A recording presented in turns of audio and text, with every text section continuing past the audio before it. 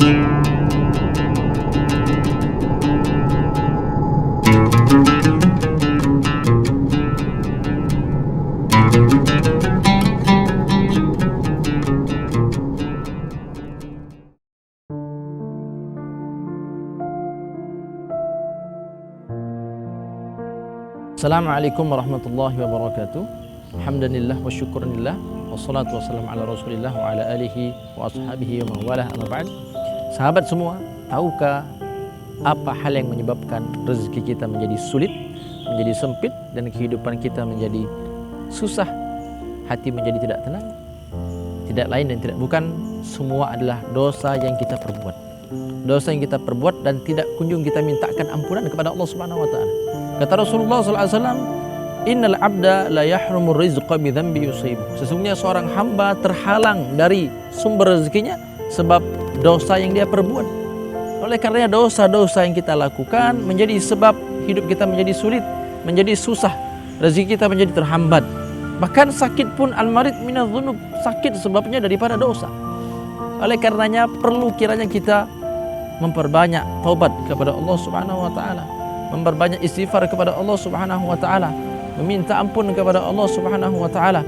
Mereka yang bertobat kepada Allah Subhanahu wa taala adalah orang-orang yang sejatinya dicintai oleh Allah Subhanahu wa taala. Jangan pernah termakan syubhat syaitan sehingga menunda-nunda taubat. Ya, kita beranggapan nanti saja saya takut kalau saya tobat, maka khawatir jatuh lagi ke dosa yang sama. Segera kapan waktu kita berdosa, saat itu juga kita cepat-cepat bertobat kepada Allah, minta ampun kepada Allah Subhanahu wa taala. Ibarat kita menggunakan baju putih. Jika baju putih kita terkena kotoran, segera kita cuci, maka akan bersih dia. Tetapi kalau kita biarkan lalu ditimpa lagi dengan kotoran selanjutnya, terus begitu, dia akan hitam berkerak, sulit untuk dibersihkan. Begitu pula hati kita jika sudah terlampau banyak melakukan dosa dan kemaksiatan, hitam ditutupi oleh dosa, akan terasa sulit, terhalang dari kelezatan ibadah, akan merasa biasa melakukan kemaksiatan kepada Allah Subhanahu wa taala. Jangan pernah takut, sebanyak apapun dosa kita, Allah pasti akan mengampuninya dengan syarat kita tubu ilallahi taubatan nasuha, bertobat kepada Allah dengan taubatan nasuha. Mereka yang bertobat kepada Allah adalah orang yang mulia di sisi Allah Subhanahu wa taala, sekelam apapun masa lalunya, sebanyak apapun dosanya. Kata Nabi sallallahu alaihi wasallam, at-taibu minadz-dzambi kaman la dzambala. Orang yang bertobat dari dosa seperti orang yang tidak punya dosa, bersih. Dosanya dibersihkan oleh Allah Subhanahu wa taala. Ya, dan diganti keburukan-keburukannya dengan kebaikan. Illa man taba wa amana wa amila amalan shalihan. Kecuali yang bertobat, beriman kepada Allah, wa amila amalan shalihan, dan melakukan amal soleh, faulaika yubaddilullahu sayiatihim hasanah. Inilah orang-orang yang diganti keburukan mereka dengan kebaikan oleh Allah Subhanahu wa taala. Begitu. Sehingga jangan sampai dosa-dosa yang kita perbuat kita anggap remeh, kita tunda-tunda taubatnya. Jangankan untuk kadar individu, dia dapat membahayakan bagi masyarakat pada umumnya. Bisa jadi wabah, musibah yang menimpa negeri kita sebabnya karena dosa yang diperbuat oleh penduduknya, oleh kaumnya, dan tidak pernah dimintakan ampunan. Kata Ali bin Abi Thalib radhiyallahu anhu, ma nazalal bala illa bi dzambi, tidaklah Allah turunkan bala kepada suatu kaum kecuali sebab dosa. Wa ma yarfa'uhu illa bi taubat, dan tidak ada yang dapat mengangkat musibah dan bala tadi kecuali dengan taubat kepada Allah Subhanahu wa taala. Oleh karenanya perbanyak taubat, sedangkan Nabi saja bisa 70 sampai 100 kali dalam sehari bertobat. Dalam satu riwayat beliau bertobat sebanyak 70 kali, dalam riwayat yang lain sebanyak 100 kali. Oleh karenanya kita bukan nabi, tidak maksum. Nabi maksum, senantiasa beristighfar, bertobat kepada Allah. Tetapi kita manusia, tempatnya salah dan lupa. Harus lebih banyak taubat, lebih banyak istighfar daripada Nabi Muhammad SAW. Bagaimana caranya? Menyesali perbuatan dosa yang pernah kita perbuat, kemudian meninggalkan perbuatan dosa tersebut dan menyesali, berjanji tidak akan kembali lagi ke dalam dosa yang kita perbuat. Lalu kita tutupi dengan banyak melakukan amal salih. Ya, innal hasanah yudhibna sayyi'ah. Kata Allah Subhanahu wa taala, sesungguhnya kebaikan itu akan menghilangkan keburukan. Watbi'is sayyi'atal hasanata tamhuha. Kata Rasulullah, segera lakukan amal solih, segera susuli kebaikan-kebaikan setelah kita melakukan keburukan, agar kebaikan tadi menghapuskan dosa-dosa yang kita perbuat. Seperti itu, sehingga dengannya Allah pasti akan membukakan pintu rezeki, melapangkan kesempitan hidup kita, akan menyembuhkan penyakit kita, akan memberikan kemudahan bagi kita dalam menjalani hari-hari kita di dunia. Kata Rasulullah SAW, man lazima istighfar, siapa yang istiqamah, gemar beristighfar, ja'alallahu min kulli dhaikin makhraja, Allah akan jadikan setiap kesempitan hidupnya jalan keluar. Allah berikan solusi hidup sesulit apapun masalah itu, walaupun tidak logis dalam pandangan manusia.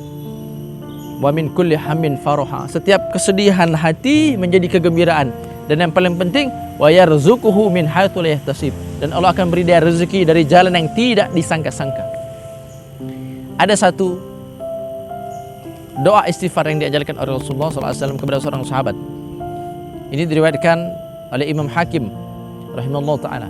Seorang sahabat datang mengadu kepada Rasulullah, wa dhunubah, alangkah banyaknya dosaku, alangkah banyaknya dosaku. Lalu Nabi mengajarkan kepada sahabat tadi satu doa istighfar. Kata Rasulullah, katakanlah, kul Allahumma maghfiratuka awsa'u min dhunubi wa rahmatuka arja indi min amali.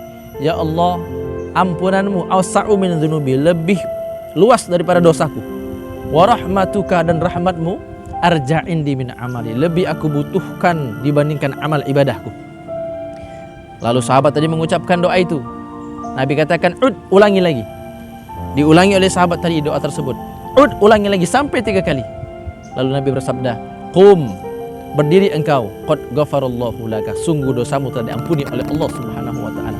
Maka sebanyak apapun dosa kita, sekelam apapun masa lalu kita, jangan pernah pesimis, jangan pernah underestimate terhadap diri kita ataupun terhadap orang lain. Jangan mencaci ahli maksiat. Ya, jangan merasa diri lebih baik, lebih soleh daripada ahli maksiat. Hanya masalah hidayah. Seandainya seseorang kita temukan dia mabuk tergeletak, jatuh ke dalam kubangan lumpur atau kubangan comberan, terbersit di dalam hati kita merasa lebih baik daripada orang tadi, rusak iman kita. Kenapa? Hanya masalah hidayah.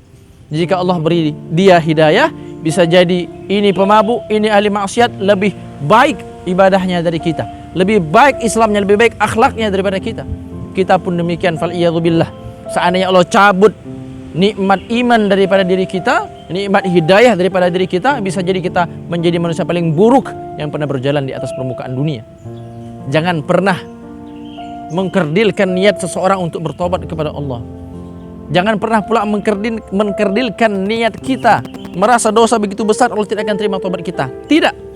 Allah akan menanti seorang hambanya yang sudah jauh melampaui batas, sebagaimana seorang ibu menanti anaknya yang sudah lama tak kunjung pulang dari perantauan. Begitu kerinduan Allah terhadap hambanya yang lama melenceng daripada jalan Allah, sudah terlalu sibuk dengan kemaksiatan. Allah sangat bahagia dan gembira terhadap hambanya yang datang meminta ampun kepada Allah Subhanahu wa taala. Ya bani Adam, kata Allah dalam hadis qudsi, ya bani Adam, wahai anak manusia, wahai anak cucu Adam, in balagat dhunubuka ananas sama, seandainya dosamu bertumpuk-tumpuk menjulang tinggi sampai ke langit dunia. Seorang hamba, dia buat dosa, dia buat kemaksiatan kepada Allah setiap hari, terus dia injak-injak hukum Allah, dia injak-injak lagi hukum Allah, dia injak-injak lagi hukum Allah, hingga menghitam satu kota sebab dosanya, dan terus dia injak-injak lagi hukum Allah. Demikian berhari-hari dia ulangi sampai menghitam satu pulau, satu provinsi, bahkan seluruh dunia menghitam dengan dosa-dosanya, sampai membumbung hatta balagat ananas sama, sampai membumbung ke langit dunia. Tsumma astaghfartani, kemudian kau datang minta ampun kepadaku, ghafartu laka wala ubali, aku akan ampuni dosamu, kata Allah. Sebanyak apapun dosamu itu tidak akan aku pedulikan. Oh, alangkah maha pengampunnya Allah Subhanahu wa taala. Alangkah begitu besarnya rahmat Allah Subhanahu wa taala. Tetapi sayang, kita lebih senang berkubang dalam dosa dan kemaksiatan. Kita lebih senang menunda-nunda taubat kita. Seseorang mengatakan, besok saya akan taubat. Malam hari dia tidur, ternyata esok hari tak kunjung datang. Maka jangan pernah tunda-tunda taubat. Kita tidak tahu kapan ajal akan datang menjemput kita. Segera seketika itu pula ketika kita berbuat dosa, cepat-cepat tobat minta ampun kepada Allah Subhanahu wa taala. Wallahu a'lam bishawab. Semoga Allah Subhanahu wa taala jadikan kita hamba-hamba yang senantiasa banyak beristighfar dan bertobat kepada Allah Subhanahu wa taala. Assalamualaikum warahmatullahi wabarakatuh.